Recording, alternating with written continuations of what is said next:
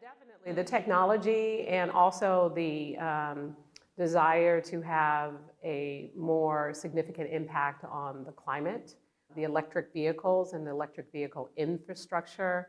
Shenzhen in particular, going from a city that was somewhere around 30, 40,000 people to close to, I believe, 20 million within a 40-year time period, and doing so in a way that embraces new technology. Before your trip to China, you expressed to me that one of your top priorities was bringing pandas to San Francisco. How did that turn out? We met with, in Beijing, most of the government officials in Beijing, including the people who were responsible for the pandas and would be entering into the agreements with us to establish that relationship and that care and what it is that we needed to do in order to ensure that we were ready and capable of making sure that our pandas that come here are well fed, well taken care of, and that that relationship around panda diplomacy is strengthened. Do you expect them to be here very soon? We are really hopeful and optimistic that we can actually receive the pandas, hopefully early next year, and at the latest, maybe sometime summer of 2025. I also saw that you saw a panda, is that correct? Oh, yeah. Was it first time? The first time in person. There was one in particular, Shenzhen, and that panda just stole my heart. She came out, she sat up like a human being, she grabbed with her paw, which looks like a hand, and just, almost like took it off a stick like a skewer, and started eating and chewing and staring directly at me like she really wanted to have a conversation.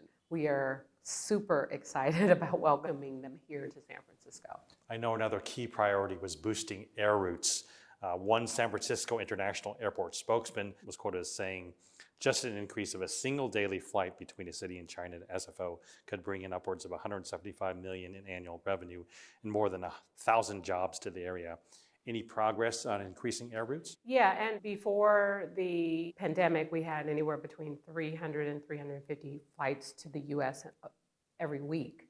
And now we're at less than 100. And that's impacting costs, that impacts visitors. And many of the tour operators in China were very anxious to see us do more, to add more flights. It appears the airlines there were very much interested in adding more flights, and we know that San Francisco also has incentives for landing fee waivers and other things. So we're ready to go, but there are some, real challenges with the Department of Transportation, and there are things that are way above my level, but we are being very aggressive about encouraging more flight options to San Francisco from China, not just because of the relationships of the people who live here, but because of the economic impacts. I also heard you visited a very special place in Guangzhou that has a connection to San Francisco.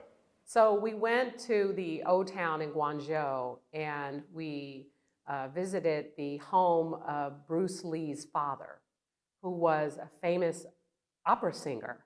And it just talked about his story, and it also talked about Bruce Lee. There was an amazing bronze Bruce Lee statue. It was a proud moment for me because Bruce Lee was born here in San Francisco, in Chinatown. He was on television during a time where you didn't see a lot of people of color in prominent roles. And he represented that for so many people, but also in the African American community, how he bridged that gap and taught African Americans martial arts. Before you left on your trip to China, I know you mentioned that it had been some time for a San Francisco mayor to visit China, that it had been too long. You're up for re-election. If you're re-elected, is this something you help make more regular trips to China? So when I'm re-elected, my plan is to do more sister city relationship trips to China, but also personally, because for example, when we went to the Shanghai Wildlife Park, we didn't have a lot of time there, and it's a huge park, and I wanted to spend more time there. I wanted to spend more time everywhere we went. So I'm looking forward, not just in a role as mayor, but also on a personal level.